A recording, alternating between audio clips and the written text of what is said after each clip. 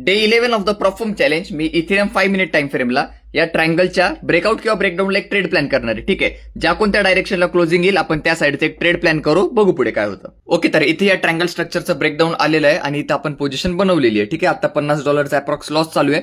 Total risk या ट्रेडमध्ये $446 आहे आणि टोटल टार्गेट $1340 अप्रॉक्स. ठीक आहे, हे बघा इथे पोझिशनचे. ठीक आहे, चला बघू पुढे काय होतं. ओके, तर ह्या ट्रेडमध्ये जेव्हा हा मोमेंटम यायला लागला इथपर्यंत, तर मी माझ्या ट्रेडला कॉस्ट टू कॉस्ट लावून झोपून गेलो होतो आणि सकाळी मी उठून बघतो की माझा ट्रेड C2C हिट झालेला आहे. ठीक आहे, या ट्रेडचा मी तुम्हाला रिझल्ट दाखवतो.